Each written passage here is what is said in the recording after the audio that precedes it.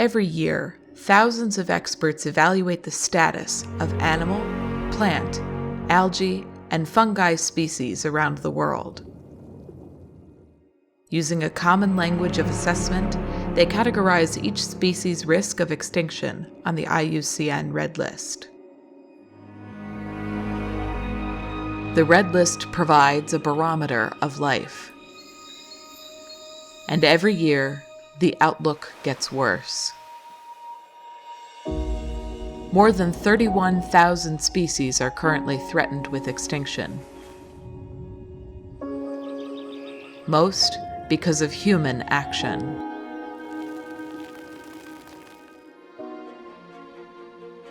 But human action can also reverse the Red List trend.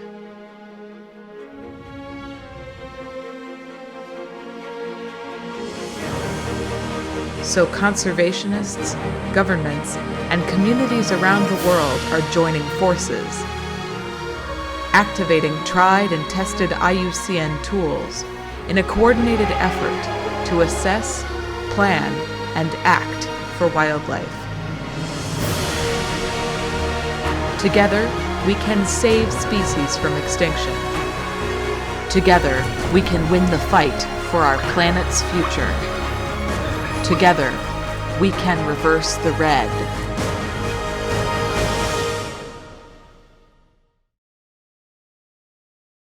Good morning. Great to see you. Can you hear me okay? Yes, I think so. Great. Well, welcome everyone. It is a pleasure to have you once again as part of our Reverse the Red webinar series. Today we'll be speaking about the National Red List indexes, why do we need to produce them, and how we should go about it. The conversation will be led by Domitilla Raimondo.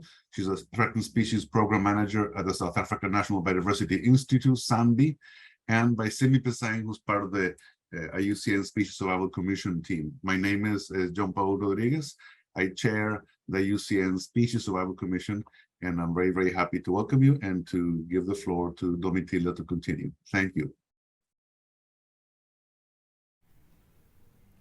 Thank you, John Paul, and welcome to all of those of you on the call.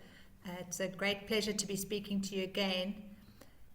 I did give a hold on a second. I did give the webinar in the beginning of June to start this series. Okay, sorry, you should all see my screen now.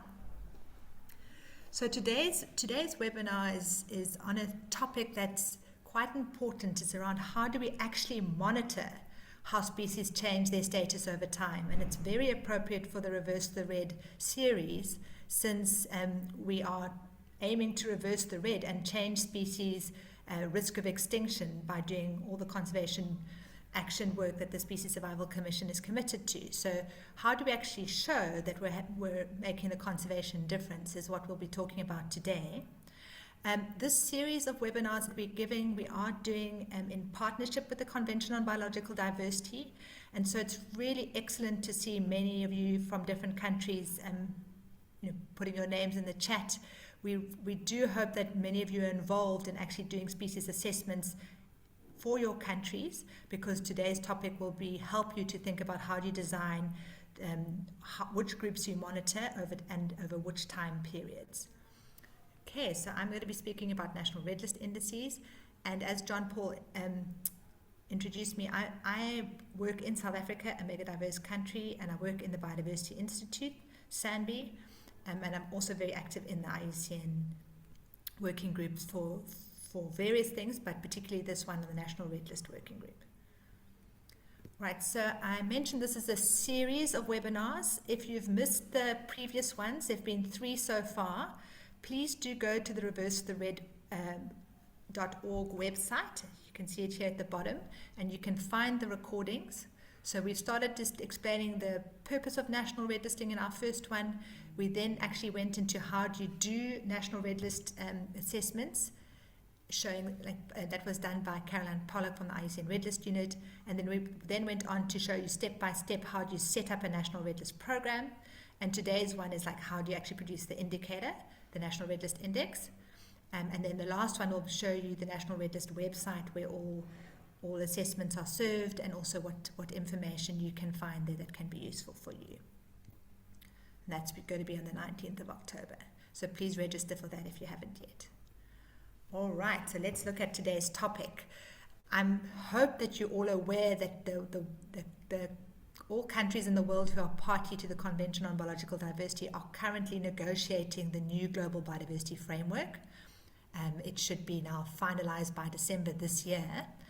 There's lots of discussions ongoing, but the one thing that is very clear is that there are 4 goals that will monitor the framework, and the first goal deals with our how well we're protecting biodiversity at the ecosystem, species, and genetic level. And I've highlighted the species component here in red, and that component of the goal is going to have specific wording on halting extinctions, and then reducing the risk of extinction for threatened species by between 5 and 20%. So that means that all countries need to actually improve the status of their species, make sure they become less threatened. And then there's also a component on increasing abundance of all species. And the main indicator that will be used is the Red List Index. So that's what we're going to talk about today. The Red List Index is used to measure how we are stopping species going to go extinct. And then the main data that goes into the Red List Index is a Red List assessment. And the Red List assessments are available on the IUCN Red List, the global ones, but there are many Red List assessments that are done at the national scale using the guidance for producing Red Lists at the regional level that the IUCN has available on the IUCN Red List website. So any Red List assessment for a species includes all the detail about why that species might be facing extinction and what its category is, the category showing the level of risk of extinction. The one on the screen is vulnerable, and then there's always maps of where the species occurs and detailed information on the threat. So a whole host of information for each species gets gathered during each Red List assessment. But in order to monitor your biodiversity overall, you need to do Red List assessments for multiple species, and the ideal is to do comprehensive for a whole taxonomic group, and to do this repeatedly over time. Some countries use their own system, but we're really promoting the use of the IUCN Red List, the IUCN 3.1 categories and criteria, because that's a standardized system by which we can compare different countries. So what the Red List Index does is it measures each time a species changes its status. So if it goes from being vulnerable to endangered, it measures that change. But it measures it over specific time periods. So you'll see down here on the x-axis the time, and on the y-axis the risk of extinction. So if all the species are least concern, the index will be 1. And if all the species are extinct, the index will be 0. And how you read a Red List Index is if that line is going down, the red line, the risk of extinction for the group is increasing. If it's straight, it's stable, and if it's going up, the risk of extinction is decreasing. So species are becoming less threatened. And for reverse the red, we want this green line. We want the species to be reversing their risk of extinction, becoming less threatened. Okay, so why do we actually have to monitor species, and why do we even need a Red List Index for each country? Some countries at this stage only report on what's happening to their biodiversity via using ecosystem surrogates. So example, like reporting on how much forest has been lost in their country and how much remains, or using some other kind of ecosystem assessment tool like the Red List of Ecosystems.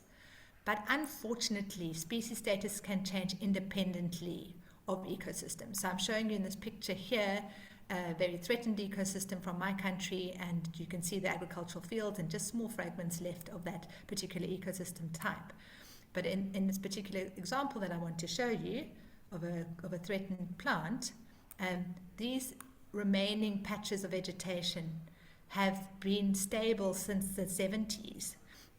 There's been no more ploughing, and yet the species continue to get more and more threatened. So this particular protea here has changed from having 1,090 mature individuals left in 1975 to only having 3 left in 2022.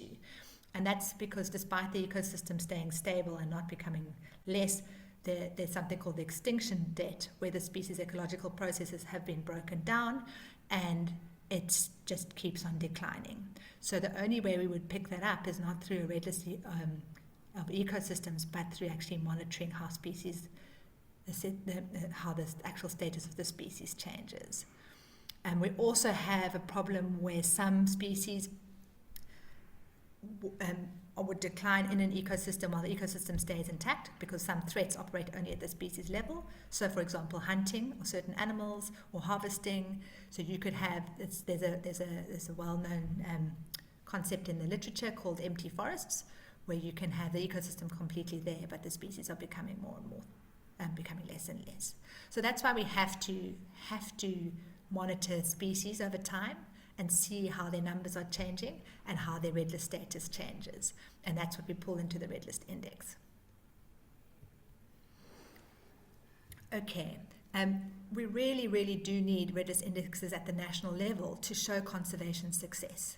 So I'm just giving you 2 examples. In my country, we've managed to change the status of the Cape Mountain zebra here from endangered species to now it's least concern. And this is also CITES listed species. So really exciting to be able to recover the species, and we've done this by massively expanding protected areas and working with communities and landowners to protect the species. And similarly, this another different species of protea here, which has gone from critically endangered to endangered because we've managed to protect the largest population of it. So that's what we want to show in reverse of red. We want to decrease the risk of extinction and show that through the red list index. But very importantly to note, when you look at the actual IUCN red list, you will often notice that species change their status, but sometimes it's not necessarily because they have improved in the conservation efforts have improved their status, or their threats have made them more threatened. It can often be from other reasons that the species changes its status. Like biologists might have found new populations of it, they might have understood its biology more, the taxonomy might have changed and the species might be split or the species might be lumped. All those reasons are called non-genuine changes, and the red list index is only interested in genuine changes. So before you put information into a red list index, you need to look at if the change is genuine, and if it's what we call a non-genuine change, so say for example it was a taxonomic split, something, you need to take the new entities and backcast it to the time period of the last assessment and actually say what the assessment should have been. And that's how you get the real change, and you put that into the red list index. So just genuine changes are reflected. Okay, now for the slightly technical part of the talk, I want you to understand how we actually produce the red list index number. And it's not complicated. There is an equation, but the maths is very simple. So you start off by taking all your species and looking at the red list status that they've been qualified for. So you assess a whole taxonomic group. Let's take, for example, a group that had 20 species. You would assess each one of those 20 species, and you would see how threatened each one is. And once they come out with their status, they get given a weight. So if it's extinct, the weight is 5, critically endangered 4, etc., etc. You can see here. And then for the red list index, you take all your species and you sum the number of individuals in that in that category. So if you had 2 vulnerable species, you take 2 and you multiply it by the weight. So here the weight is 2, so it's 2 times 2 is 4. And then you add it together for all species. Okay, so, and that's this number at the top here. It's the sum of all the species in a particular category by their weight. And then you divide it by the maximum weight that the species could have. So you divide it with checking what the sum of the species would be if all species were extinct. So if you had those, say 20 species, and they were all extinct, the weight would be 100, okay, that you're dividing it by. All right, and so you add up your percentage over here, and then you divide it by the total, and you minus it from 1. It's quite simple, and that gives you your number between 0 and 1, and that allows you to check what proportion of your species are threatened with extinction. So just going back to the slide that I showed earlier, if all those species, if you look at that equation and you can imagine that all 20 of your species were least concern, they would have a weight of 0, and you would divide that by your weight of 100, and you would get 1 minus 0 over 100 is 0, and you would still be at 1. Whereas if they were all extinct, you would get the value of 100. 100 divided by 100 is 1. 1 minus 1 is 0. So that's how you would end up down here. So the maths is really, really simple, and so don't be scared of calculating a red list index. It's very easy, and it's very well described in the guidance document that's online called this one here, the red list index. It's on the IUCN red list under the resources. All right, so now when you're thinking of producing a red list index, the most important thing is saying, well, what do you want to reflect for your biodiversity for the country? And you want to make that index as representative as it possibly can be of the species that are in your country. So you need to choose groups to do red list assessments for that represent the biodiversity of your country. And that means choosing groups that occur in different realms. So be careful of not just choosing species that are terrestrial. We often do that. We have a terrestrial bias, because that's where our knowledge is best. Remember to choose species from the marine realm, and from freshwater systems, and even from estuarine, the systems that cross. So choose groups. Here on the left-hand side, I'm showing you the assessments done in my country, in South Africa, and each circle represents the status of species, with green being least concerned, and then all the colors showing the threatened ones, the darkest red are critically endangered. So you can see where there's groups like with here the marine reptiles, high levels of threatened species, and the freshwater species, fish here also. When you're selecting groups, also try to take groups where there's high numbers of endemics. So I'm just showing here the freshwater fish for my country. We have a high proportion of 150 something species that are endemic. We've got like 90% endemic species. So those are the groups to try to select out if you can, because those are the groups that your country is specifically responsible for. So look at endemism and remember to get a balance across realms. And then the last thing is make sure that you balance across the taxonomic different types of species. Get a balanced taxonomic representation. So don't only have vertebrates, make sure they're also invertebrates and vertebrates. For animals, make sure that there are plants represented, fungi, and as many different taxonomic groups as you possibly can. We always understand that the expertise are not available, especially for speciose groups, like many groups of insects or marine invertebrates, but just do what is available in your country and bring together those experts and find a community that's prepared to keep on working and assessing over time. All right, so then the next thing you need to think about is, will you assess the whole group, and will you assess a sample?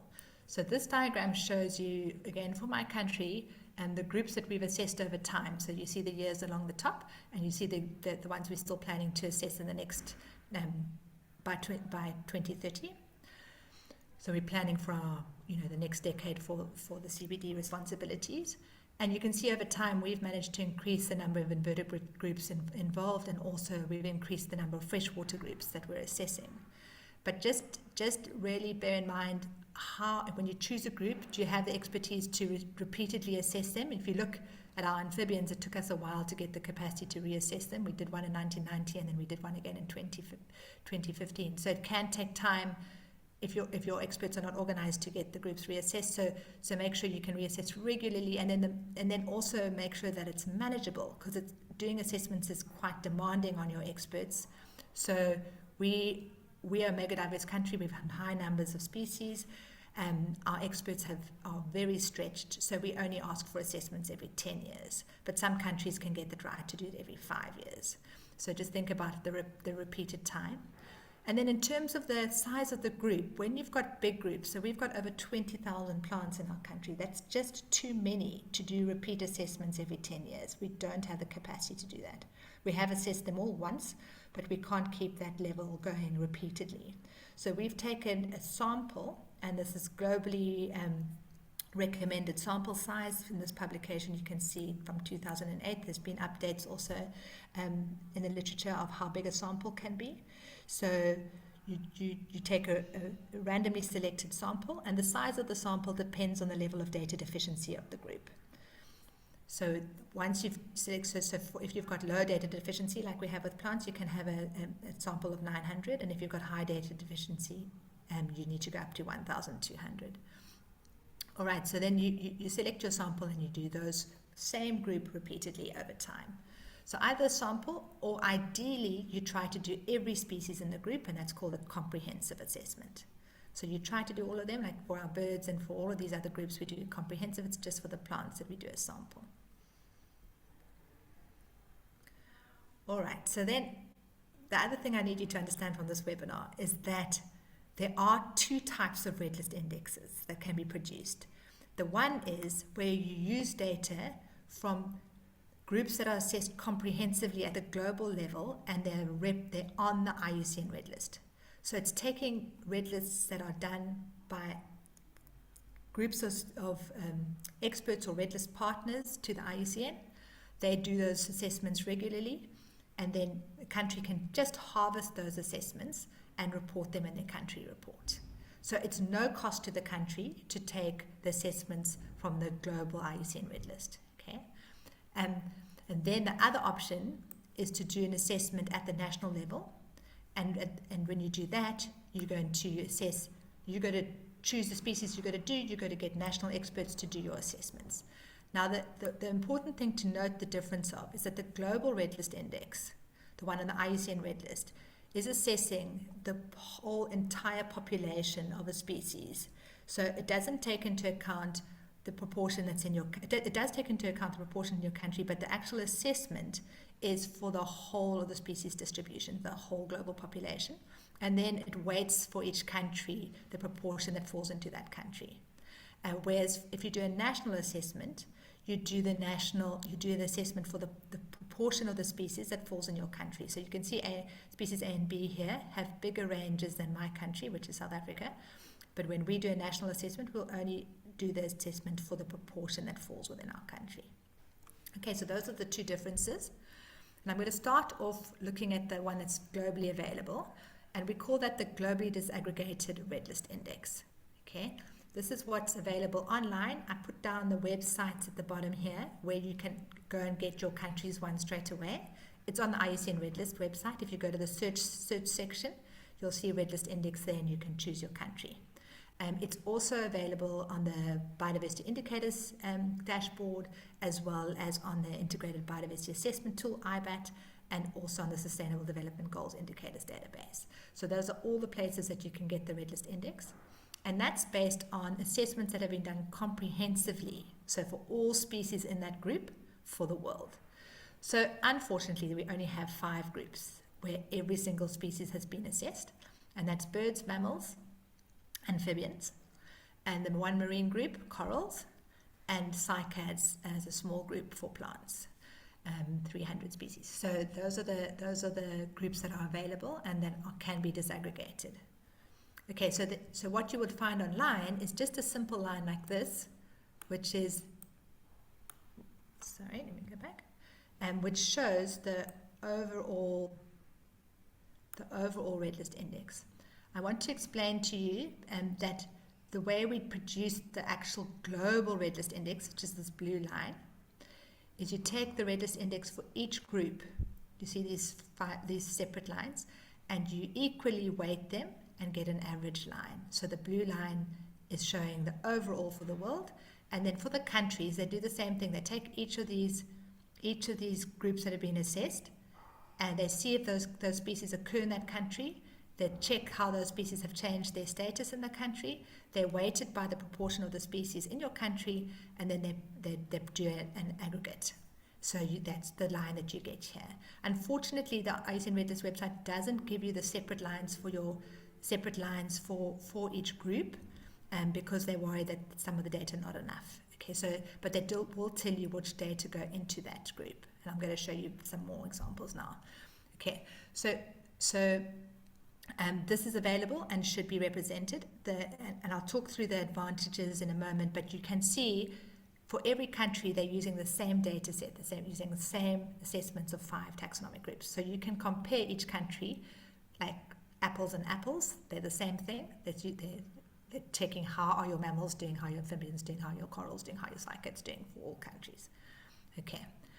And then the other option when you do it at national level is that you choose your groups. And this is just showing the National Red List Index for South Africa, again showing you our different groups, some of them very threatened, like our freshwater species here. And then you get your average line, but that's our Red List Index for my country. A reminder that we're using the IUCN Red List regional criteria to produce this. Right, and I'm going to now show you work that we've done. It's a publication that's about to come out with colleagues from Finland and Brazil, where we've just compared what comes out as a national Red List Index and a global disaggregated RLI. And you can see here an example for Finland, and just show you how much easier it is at the national level to get really good taxonomic representation. So look at Finland, they've got 12 groups across all the taxonomic groups that you could possibly want, going from polypores, lichens, different insect groups, different realms represented really well. So many, many different species and really high numbers of species. So by doing this National Red List Index, they have a pretty good idea of what's going on with their biodiversity that they're responsible for. And now remember that Finland has a Scandinavian country, doesn't have high levels of endemism, and many of the species that do occur in Finland have wide distributions, so their global assessments are often least concern. And so you can see when you disaggregate the global RLI, it's right up at 1 because most of the species are least concern. However, when you look at the populations that Finland's responsible for, many of the groups are not doing well, and they can actually look at what that means, why their lichens doing badly, and they're thinking that these groups down here are just because of climate change, so they can have policy interventions to stop those declines. So that's the advantage of doing the national RLI. You can get better taxonomic spread, better taxonomic representation, and check what's actually having look at finer details of what's going on in your country. If we compare for South Africa, we've also managed to do 8 groups, and that's compared to the global 5. And you can see here that the global Red List Index, the aggregated line, is quite low for South Africa, and that's because we have lots of cycads, and cycads are the most threatened group in the world of species, and so it's pulling the Red List Index quite low. But it's not a really good representation of all our plants. We prefer to have the sample Red List Index that's a random sample of all plants, not just a small group of plants like cycads. And we do have cycads in our sample, but the plants are not nearly as threatened, as you can see here, and then the overall index comes up much higher, and we feel that that's a better representation for our biodiversity. But this global one is still important because it allows South Africa to be compared with other countries for those 5 taxonomic groups, and for those 5 taxonomic groups we're not doing so well. Okay, and then lastly, for Brazil, I wanted to show Brazil hasn't done 2 time points. They've only done 1 time point assessment in 2015. But I wanted to show this purposefully for countries that have started to do Red List assessments for many groups but haven't yet done repeat assessments, to show you that you if you've got a first point, do another assessment of those same groups so that you can, in this decade, have a really good indicator going forward. And Brazil's now covering 8 taxonomic groups, also many different invertebrate groups now coming through, freshwater groups, etc. So they have a much better representation than they get just from the global one. You can see, despite Brazil's huge diversity, if you take just the global Red List Index, it's only mammals, birds, and amphibians that are well represented. Corals, they have very few species, and cycads, they have even less. So it's not great to be producing an aggregate from groups that have such low numbers. So you would rather have your Red List Index lines coming from groups where you've got good numbers of species in it. So high numbers of species in it. All right, so where we are in the world now, and the reason why we've been giving this series of webinars, is that very few countries are producing a red list index.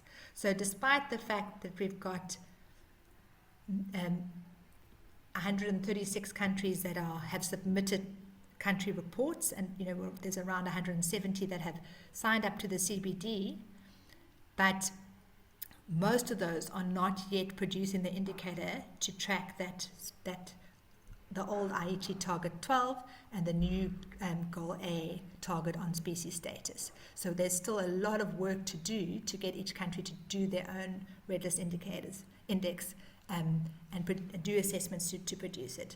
So you can see here this, from tracking 136 countries, only 6 have done a national red list index, but nearly half have got a national red list in place, and this map on the left shows which countries have done national red listing. So there are many that can move forward to produce a red list index during the next decade, and then accurately report for 2030. Sorry about the background noise. Apologies. Okay, so the last thing I want to just summarize is the advantages and disadvantages of the different systems. So for the globally disaggregated red list index, this is what's available for all countries, and we really encourage you to go onto those websites that I showed and use it in your country report. But you need to remember that the advantage of it is it's derived from one global data set standard for those 5 groups, for if each country just did their own thing and decided on their own groups, they'd each select different groups and potentially use different methodologies for assessment, and so you wouldn't be able to produce a global indicator from that.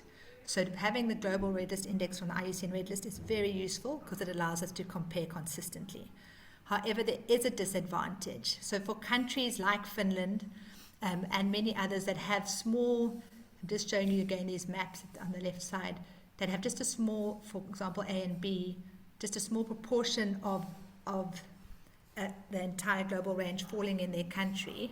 If that country puts a lot of effort into conserving those species, it's not going to be reflected on the global red list index. So they can do everything to protect it, but if the countries around them and the rest of the range are doing a terrible job and the overall global status is going down, it's not going to reflect in their country report that they have helped to save those species. And conversely, if they're not doing anything and they're allowing species to really deteriorate in their country, if they've only got a small proportion of that range, it's not again going to reflect in that global red list index. So it's much more accurate for countries to produce their own red list index to reflect their contribution in their national reports. So our overall recommendation is that each country should select their own groups, do repeat assessments, and produce their own national red list index and report that in the country reports. When doing that, they should choose a range of taxonomic groups. So you should think about, which have you got marine species, have you got freshwater species, have you got invertebrates, have you got plants, have you got fungi? All those different groups should go in. But do try to align where there are global assessments and global expertise going on. So, for example, we're trying to get all the freshwater fish of the world assessed. We're trying to get as many of the butterflies assessed as possible and many of the plant groups. So try to align and choose the same groups, because that will allow the group also to get done globally and will help other countries that have less capacity. If we can produce the global assessments for those, they can contribute to the disaggregated global red list index. So we do need to expand the global red list index with more taxonomic groups, and the IUCN is working on that. But this webinar is aimed at you each in countries. So you need to select groups as varied as possible and do the assessments for that. Please use the standardized IUCN 3.1 categories and criteria. Some countries do use their own, but it's really recommended to use one global standard so that we can do comparisons. And then include in your country report both the disaggregated red list index, so it can be compared to other countries, but also your nationally produced RLI, so that you can actually accurately show what's going on with your populations. So this is quite a technical talk, and I'm really hoping that some of you will ask questions, and we've got time still, quite a lot of time. And before I end, I just want to acknowledge that I didn't do all this work by myself. I've been working with, as you can see, colleagues from Finland and Brazil, especially the Finnish Museum of Natural History and Brazil's Chico Mendes Institute for Conservation. So thank you to my co-authors who've been working on a publication around this. It should be published at the end of this year in Conservation Science and Practice. So the information that I've outlined here is available, but you can also go and listen to this recording again on the Reverse the Red website. Thank you very much.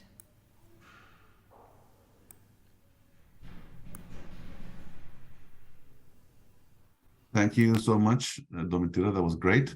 We have some time for questions. I see that Bezeng has been handling the Q&A. There are a couple that are still alive. So for example, one from Salim Javed from the Environmental Agency Abu Dhabi. Salim says, how to select a sample for speciose groups? What criteria to use? I imagine referring to red list index, sample red list index.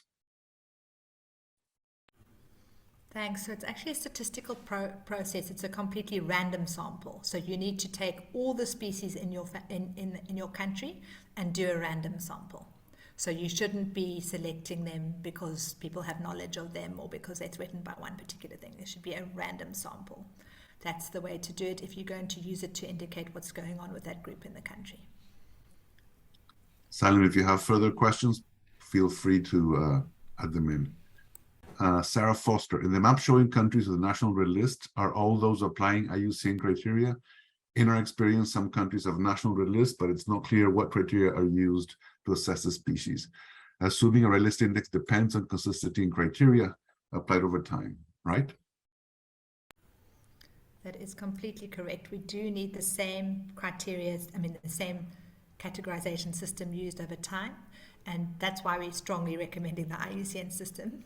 And also it's much easier to compare countries if they use the same assessment criteria and if they accurately apply the IUCN regional guidelines of how you assess. So some countries, we've got two problems. So some countries don't use the IUCN red list criteria. They have their own system, and that's because they predated IUCN. Some have developed their own systems, but it's incredibly difficult to compare the results from that to any other country. So hence, stick with the IUCN. And then the other problem is that some countries use the IUCN criteria, but they forget to do the regional adjustment. So at the end of doing an assessment, if you listen to Caroline's webinar that we had, after you've done an assessment for the population within your country, you need to look at, can it be rescued by individuals outside the country or not? Is it a sink? Is it a source? There's a whole number of questions that you need to answer. And that needs to be applied consistently also. So I did show the regional guidelines in my presentation that those are available on the IUCN red list.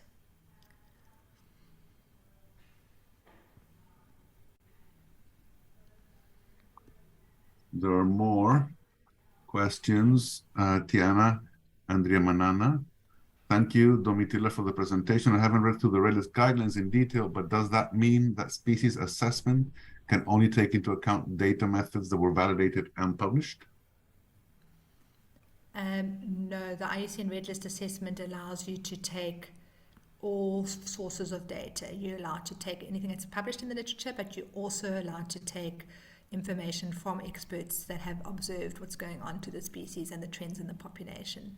So, and the IUCN assessment system has a way to actually categorize your data. You can say, was it observed, was it estimated, was it inferred, and where did that data come from?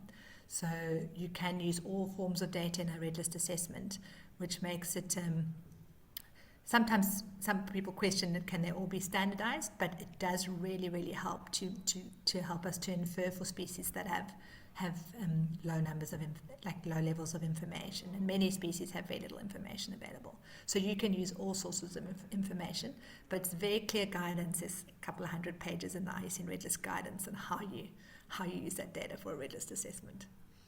Great, thank you. Salim has a follow-up question. I'll give you his first. Once you have calculated national red list index, it is important to set a target to measure performance. So how do we set that target? So that's interesting. I mean, each country can set their own target, or you can decide to go with a target that's being currently negotiated. And that looks like it's going to ask the country to improve the number of species that are threatened by improve it by 5%. So 5 to 20%. And that's being negotiated at the moment. Some countries say we can only improve 5% of species status. Others say just keeping it stable will be as much as we can do because so many species are declining. And other countries say we can go as high as 20% increase. And that's negotiations happening over the next 3 months. They're very intense. If you have to sit in those rooms, it's really quite difficult. But we will have a number by the end of the year that says we're supposed to improve our species status by between 5 and 20%. And so that is a recommended target for all countries. But you're obviously welcome to set your own target. So if you decide you're going to try to improve the status by 50%, then you need to set that. And then your index line would need to increase by 50%. It would be incredibly hard to get that. But maybe if there are only a few species in your country, that's possible. Great, thank you. I'm going to take this next question, then I'm going to hand over to Bezeng to continue moderating the question and answer. Mogjan Sare says, can we develop the red list index for fish species in one big basin? Not sure I understand that. If the basin, if one catchment can be the unit, the spatial unit for a red list index. Like West Indian Ocean or something like that. So a huge area, or is it a freshwater fish basin? I'm not quite sure understanding. You can Just take a big catchment, I imagine, if you can use a catchment as the spatial unit for a red list index. You absolutely can. So you can use any spatial unit. So we've been talking today at the country spatial unit, but it can be any unit. So you can take that fish basin and that basin, freshwater basin, and you can track the status of various species, your freshwater fish, your invertebrates, etc., in that same area. The thing about a red list index is you need to repeatedly assess the same group of species. So if you select 10 fish, you assess them now, and then you assess the same fish in 5 years' time. The exact same group, you can do a red list index. So you can take any spatial unit, select out your species that occur in that spatial unit, and repeatedly assess them. And it is quite useful. You can disaggregate a red list index any way, so you can actually take it and disaggregate it spatially. So they have done that also with assessments for the whole world. Like I showed you, they've done countries now, but yeah, you can do spatial. You can also disaggregate by realm, so you can show what's going on with marine mammals versus freshwater mammals versus terrestrial mammals, etc. So anyway, you can disaggregate, but you can also take any spatial unit and repeatedly assess it. Thank you very much, John Paul. Hello everyone. Thanks for joining. I'm Simi Bezeng, the coordinator of the National Red List Working Group. So Domitilla, we have one other interesting question here that asks, do you incorporate uncertainties in the calculation of the red list index?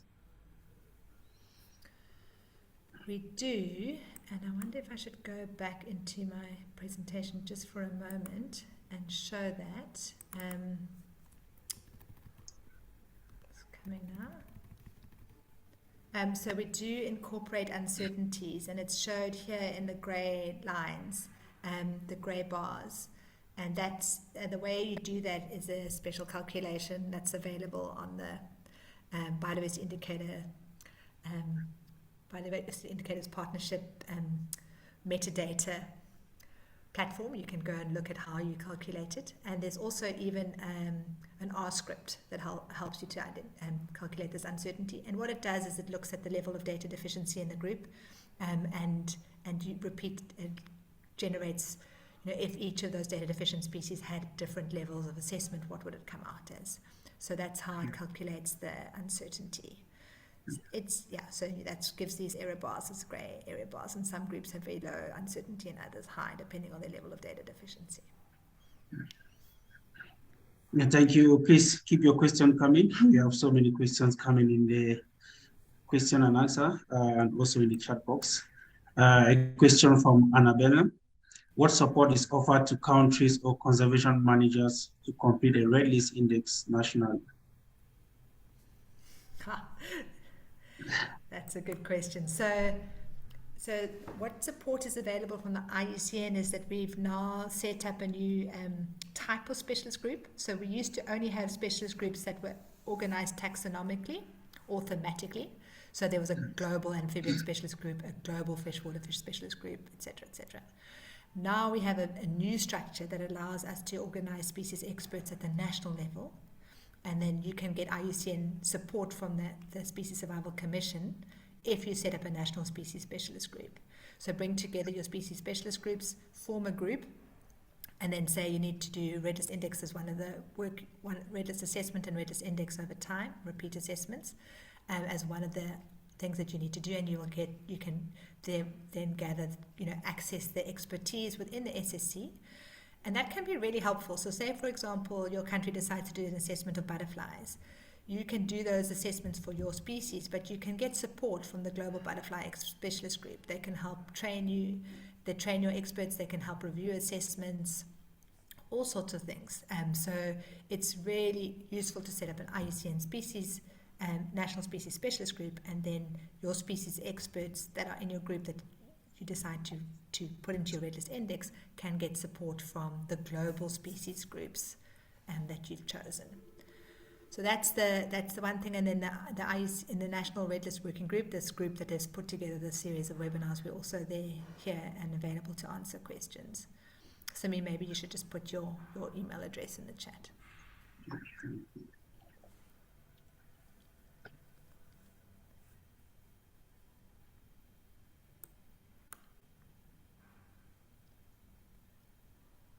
Okay, can I elaborate on the US Red List assessment? Okay, there's lots of questions here. Have you seen that one? Okay, I was going to go to that one. All right. Hold on, let's just go the one above. Should we take all species in the country? For us, Indonesia, it seems unrealistic, as the status are many are unknown except for the mascot species. For example, as it seems, for example, specific species is not correct for the assessment. So that's a good question. Should you take all species, or should you just take a few of them? It's really, when you're trying to do an index of like representing the status of that group, it's really ideal to try to do them all. Because if you just choose the few species that are very threatened, because the red list index actually weights the level of threat. So if you just chose 4 species to track, they all happen to be restricted endemics and in big trouble, your index would show very low. Whereas if you did all the species in the group and some of them were least concerned and widespread and doing okay, and others were threatened, it gives you a much more accurate picture of what's going on with that group. So that's what you need to really think about. You need to think about, what message are you trying to give government? So if my country's one is here, you can see it, and we could give the government this message that our freshwater fish are in serious trouble. They're by far much lower, and their red list status is very seriously low. Also, our butterflies were declining quickly. We only had 2 assessments in a short time period, but it's declining really fast. So we could give clear messages of what's going on with our species and say we need interventions to help freshwater fish because they're in most trouble. So it helps to do the whole group. Where you worry that there isn't enough data, the actual doing the assessments helps because you identify those species as data deficient, and then that brings them up in people's awareness to go and look for more information. And you would just have higher uncertainty bars, so these grey lines would be higher if you've got higher data deficiency. But you can see even the fish have got quite high data deficiency. No matter what level of uncertainty you take, they're still much lower than other groups. Yeah, Domitilla, there's a question from Sayanti. I think it's answered, but maybe you could just elaborate, because I think he's asking, is calculating the red list index for all taxa for a country recommended, or just one taxa to begin with, for example, carnivores of a country? Which is a better way to go about it? So the ideal is to do a number of groups like I'm showing here on the screen, but it's absolutely fine to still do a group that you have data for. So if you've got data for all your carnivores, you can do a red list index for it. You can publish that, and the country can take that up in the country report. So any repeat assessments are valuable. Any repeat assessments of the same species, that if you repeat exactly the same group, you can do a red list index. must just do the same species at 2 different time intervals, and using that equation that I showed. So that's, it's still very valuable to do that. But ideally, the country's biodiversity institute or group that's responsible for the biodiversity should be making sure that the range of taxonomic groups are covered. But if you're a researcher, take with the group that you've got. Great. And also, sorry, for example, for reverse the red, if you're trying a whole lot of conservation interventions on your carnivores, then absolutely it's really valuable to do a red list index to show that you're actually helping to conserve them. And there's a follow-up question again from our quantitative information, for instance, to qualify for the estimated or observed categories, produce more robust assessments? Say that again, please. So I think there's a follow-up question. Do quantitative information, for instance, to qualify for the estimated and observed categories, produce more robust assessments? Yes, so if there is quantitative data that has been monitored in the same way, for the same populations in the same way, yes, it does provide more accurate assessments. So if you've got the capacity to do that, please go ahead and do that level of detailed population monitoring to get quantitative data. It will reduce the uncertainty of your assessment. You'll be able to say it was observed or estimated. Both of those are high levels of low levels of uncertainty. So it does improve the quality of your assessment, absolutely. And therefore, if the assessment is better, then if your assessment is better, then your red list index is more accurate. Thank you. I think we have a few more minutes. There's a question from Jonah. In case that invasive species are the threat to endemic endangered species, will we do the same method to assess invasive species? So no, we don't. So invasive species don't get assessed. We only assess indigenous species for the red list index, but often the invasive species are the actual threats. So if those are being monitored and their impacts are being monitored, it will come out in how you assess the indigenous species. So no, we only assess indigenous species. And a question from Kat. How are the thresholds for data deficiency decided? That's specifically in the guidance, the IUCN guidelines for doing red list assessments. So that would need to, you need to read how data deficiency is decided. But the IUCN is quite clear that you should try to avoid assessing something as data deficient unless there's so much uncertainty in the information that the species could be anywhere from if you got the data, it could be anywhere from critically endangered to least concern. That's how uncertain you need to be to make something data deficient. If your information shows that the species is likely quite restricted and it may have threats, you should try to rather put it in a category of threat. So the IUCN gives that guidance on how to do that. It's very clear in the guidelines how to apply that. There's a question from, if you check this on the US red list. So I was a bit distracted with the power issue. I don't know if you answered the question on the US assessment system. No, so the US assessment system is very different from the red list, the IUCN red list system, and the NatureServe is doing work to crosswalk US assessments to the red list assessment, but I don't know if that gets reported. So the US is not a signature to the CPD, so I don't think you do country reports. Okay, that's the last question, unless we have any burning question. But I want to take this opportunity to thank you very much, Domitilla, for your brilliant presentation and showing us how to calculate the red list index. And to also thank the audience for joining. It's indeed great to see so many people joining us on the webinar and also following live on Facebook. If you have any further questions, I've included my email address here. Please do send your questions through to the National Red List Working Group.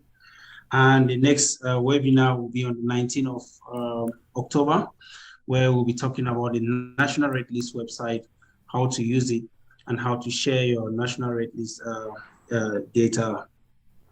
So without much ado, I would like to thank you all and see you next time.